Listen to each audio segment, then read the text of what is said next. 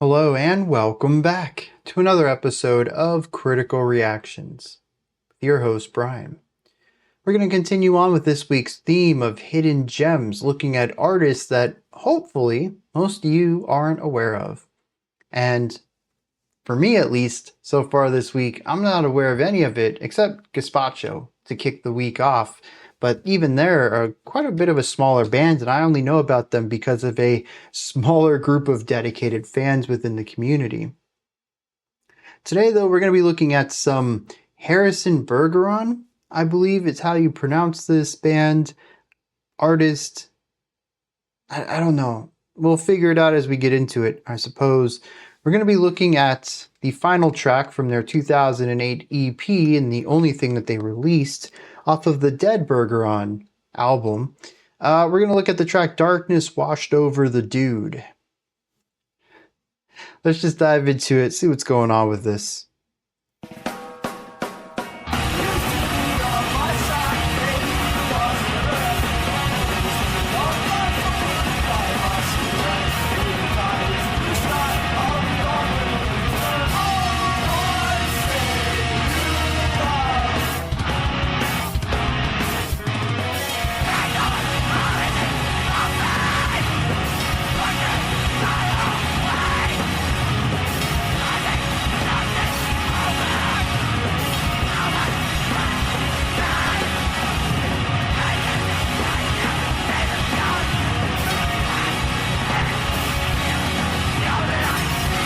So I feel like the song is in 3, but our snare accents are in 4.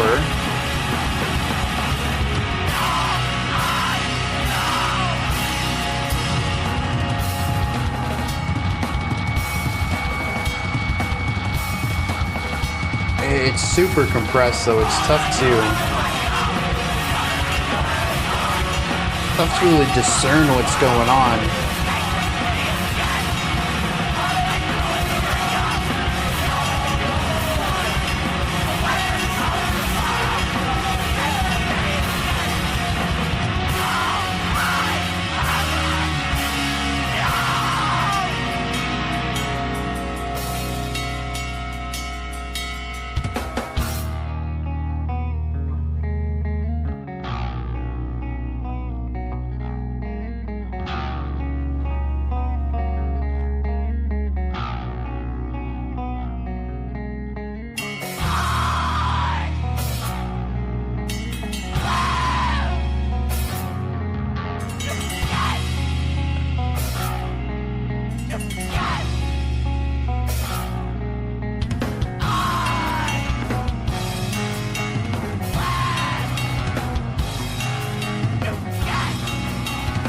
Very interesting drum part here. I like the alternation between cymbals and toms.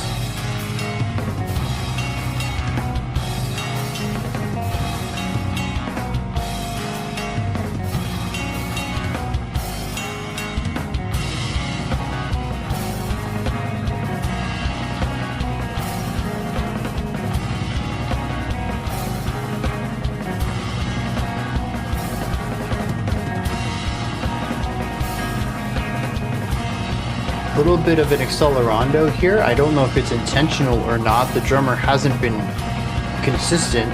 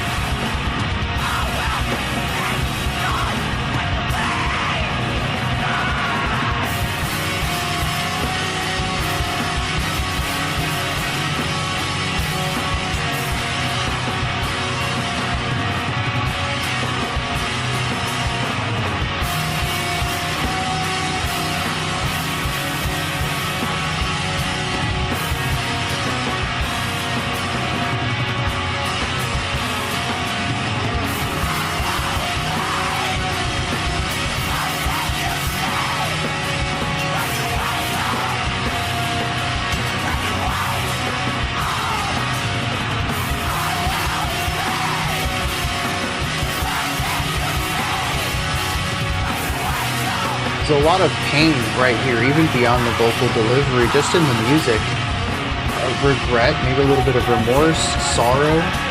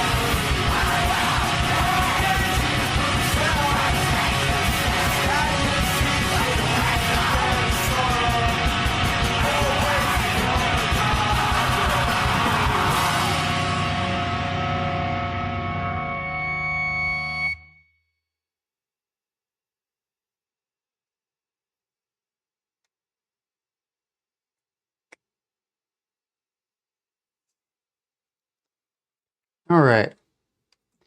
So, what we just listened to, at least to my ears, is very clearly a demo style production of a song from an EP that was the only thing a band put out. What I'm going to wager here is that this was self produced and it came from a band sort of lacking experience in composition a little bit, in production definitely, but they have a lot of passion for what they're doing.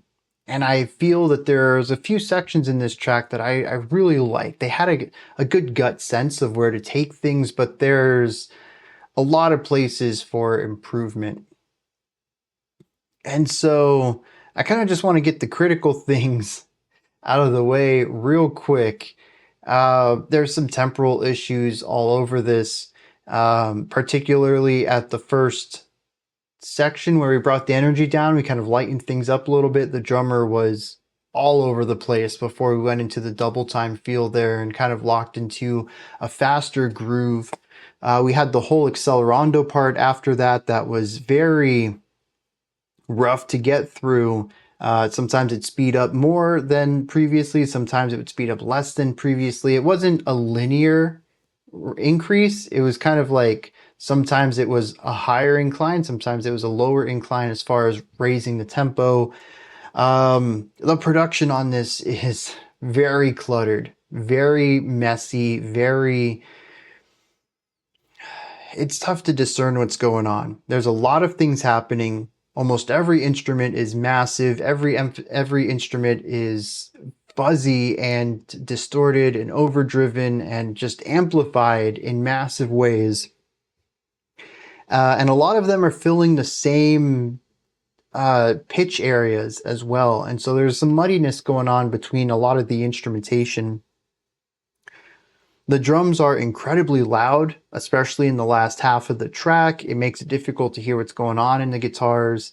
And the vocals they switch between being super present and being stuffed into the mix. There's just a lot of questionable decisions going on as far as being able to understand what's going on in the music because of production choices.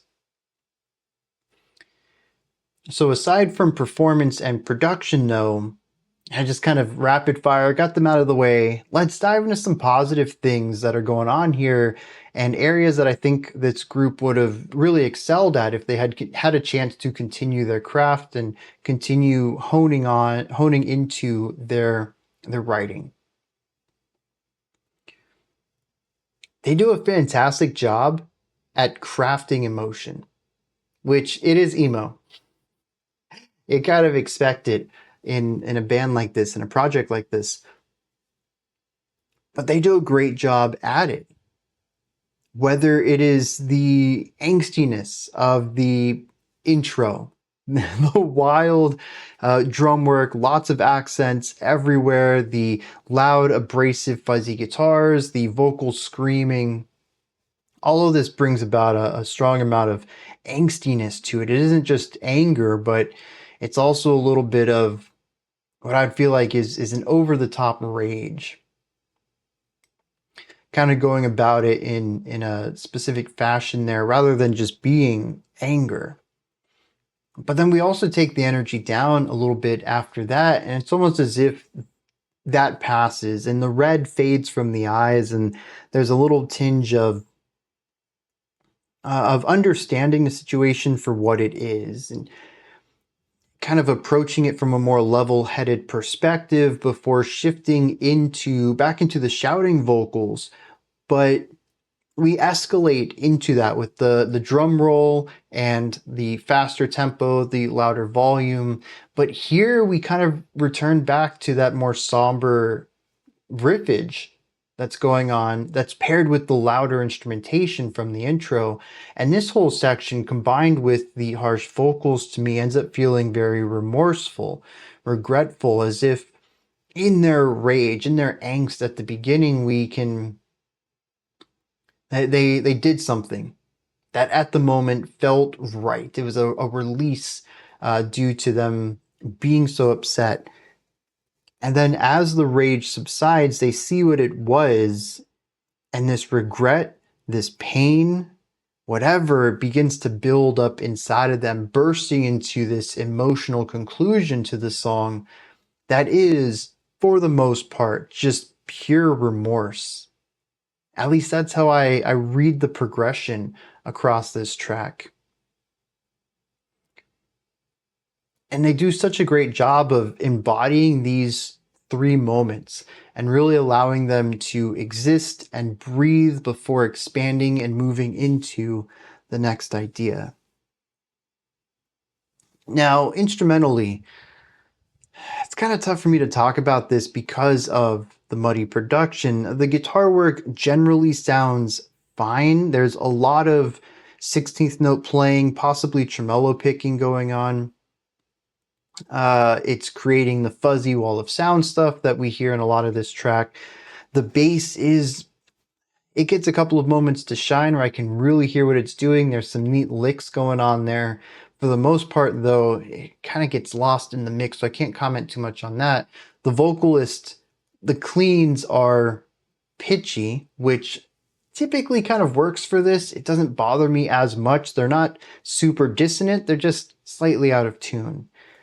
I guess maybe I'm just a little more forgiving of that existing within the emo vocals, but I suppose there's also a lack of harmonic definition going on in this song because of all of the fuzziness and distortion going on in the guitars and the hyper focus on less defined chords anyways. We're not looking at 5 to 6 note chords that are clearly defined. We're probably looking at 3 note chords, maybe 4 note chords, possibly power chords sitting in there too. Power chord is just root, fifth, and octave, which is really just 2 notes right there.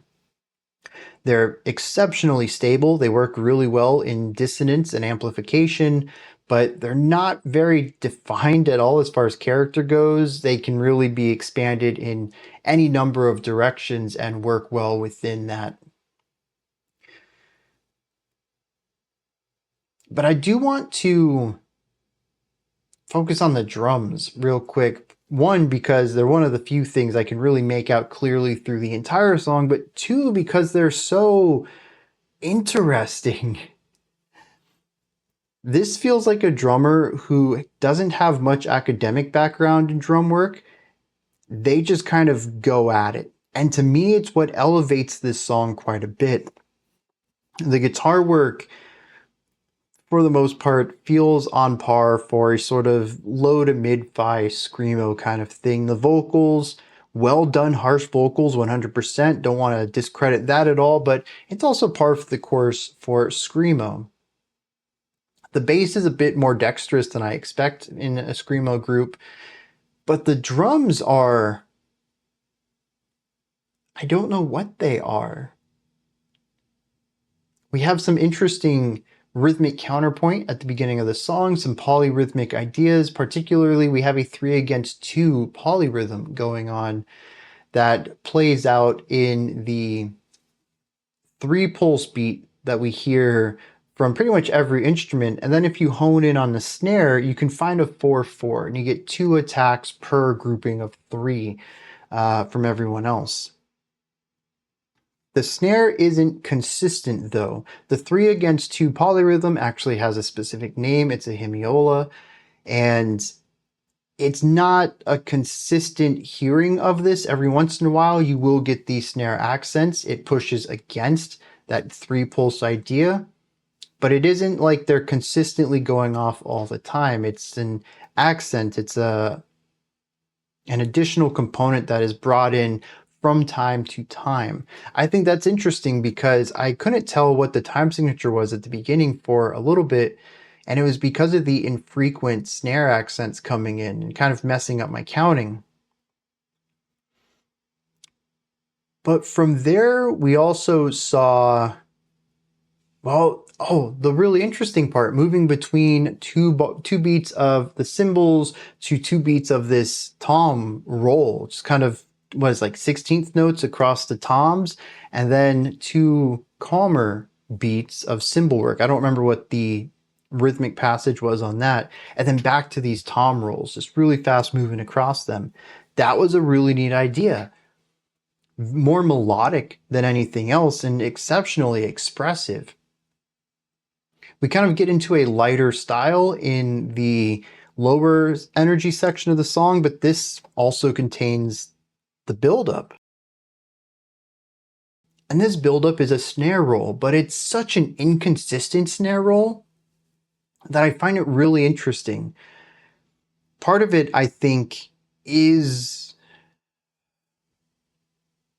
I really want to give him the benefit of the doubt here and say that it's all intentional, but based on some of the other inconsistencies in the drum work, I have to wonder if some of it isn't just that they weren't up to snuff, chops wise, in order to pull this off. That the consistent roll over the course of a minute or minute and a half or whatever that was too long, and they didn't have the endurance to keep that up consistently.